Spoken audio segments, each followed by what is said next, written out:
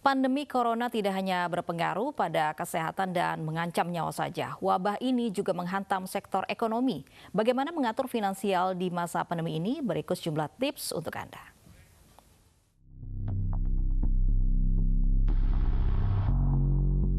Pandemi Corona atau COVID-19 telah mengubah sebagian masyarakat di Indonesia dan juga dunia.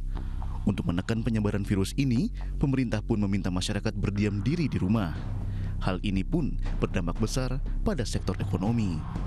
Ada banyak orang yang pemasukannya berkurang drastis karena pekerjaan tertunda akibat pembatasan sosial. Ada yang mengalami pemotongan gaji, bahkan banyak yang dirumahkan atau mengalami pemutusan hubungan kerja atau PHK. Kondisi ini pun jelas berdampak besar pada finansial keluarga. Ada sejumlah tips untuk mengatur keuangan agar tetap stabil di tengah pandemi ini. Yang pertama, evaluasi sumber penghasilan. Yang kedua, siapkan dana darurat. Ketiga, periksa ulang pengeluaran bulanan. Keempat, jangan panik buying. Belilah barang kebutuhan pokok dan batasi pengeluaran konsumtif. Terakhir, tetap usahakan menyisihkan uang untuk menabung atau berinvestasi.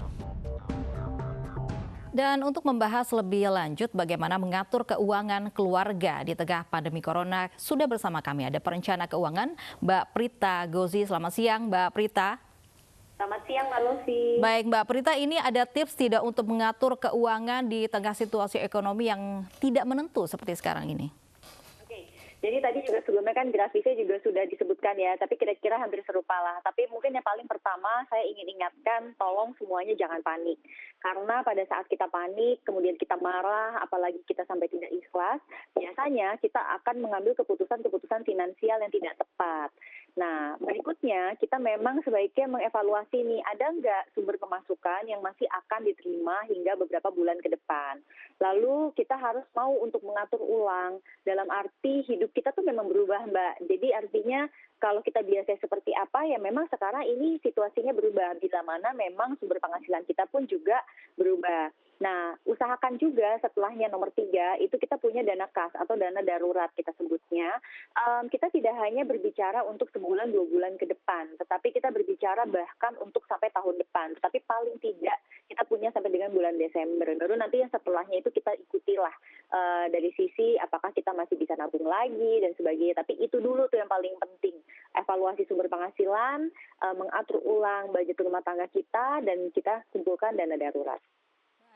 Kita harus pintar-pintar mengatur keuangan begitu. Nah, untuk penggunaan dana darurat apalagi bulan Ramadan ini yang memang dapat THR, harusnya dipersiapkan untuk apa? Baik, jadi dana darurat itu tolong hanya untuk situasi yang darurat. Artinya bila mana memang situasinya itu mereka masih mendapatkan pemasukan, walaupun mungkin berkurang, usahakan tidak langsung membongkar dana darurat.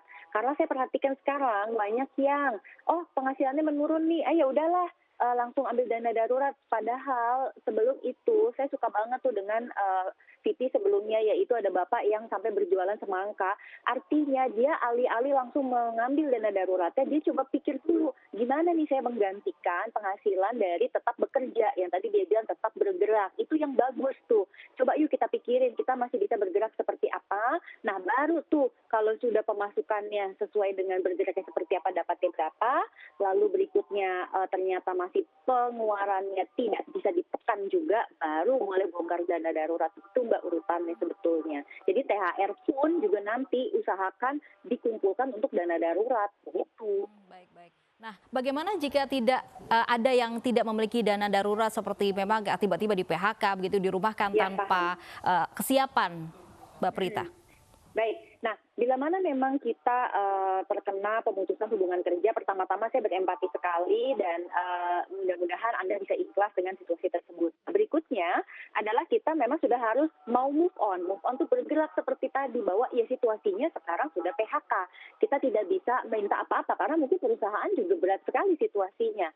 Nah, Kalau memang kita terkena PHK, maka berikutnya itu langsung harus segera tuh mau cari gimana caranya penghasilan yang halal. Seperti tadi Bapak yang sudah diperlihatkan kepada kita. Yang penting halal, yang penting kasnya masuk. Masalah untungnya tipis nggak apa-apa. Yang penting kita tuh punya pemasukan, kita punya kas. Nah, berikutnya pastinya seluruh anggota keluarga harus paham. Artinya komunikasi itu harus diperlancar di antara anggota keluarga. Supaya kita sama-sama menghadapi situasi krisis ini dengan legowo. Dan kita harus mau untuk semuanya juga turut merubah gaya hidupnya. Nah, untuk yang di PHK ini Mbak Prita, adakah tips untuk mendapatkan penghasilan seperti menjual aset atau alih profesi, Mbak Prita? Yang tidak di PHK. Mhm. Oke, kalau tidak di PHK berarti kan masih dapat pemasukan. Nah, kalau masih dapat pemasukan, itu yang benar-benar harus berhati-hati. Jangan sampai pengeluarannya itu seperti normal. Karena sekarang situasinya krisis, ini kita tidak normal. Jadi meskipun Anda masih mendapatkan gaji, Anda mendapatkan THR, ini langka sekali ini zaman sekarang. Sehingga Anda benar-benar harus berhati-hati sekali. Saya sangat sarankan Anda menyisihkan banyak untuk dana darurat. Kalau kita tidak tahu situasi ini masih akan bertahan sampai dengan kapan. Sekarang Anda gajian, kita tidak tahu 3 bulan, 6 bulan lagi seperti apa, tergantung industri tempat Anda bekerja. Jadi itulah kenapa untuk mereka yang masih kerja, tolong untuk disisihkan dana darurat. Bila mana mau menambah penghasilan, tetap saja menambah penghasilan boleh. Kalau memang berkeluarga, barangkali pasangannya juga ikut bisa menambah penghasilan dengan cara apa? Ya kenali diri Anda masing-masing. Apa sih yang bisa Anda kerjakan atau apa Anda jual? Kita kan sekarang konsepnya gotong royong ya di Indonesia. Jadi mungkin ada yang produksi, kita jualin, sama-sama bagi hasil, macam-macam lah caranya. Itu Mbak kira-kira. Baik, terima kasih Mbak Prita Gozi, perencana keuangan sudah bergabung bersama kami di Anyus Siang.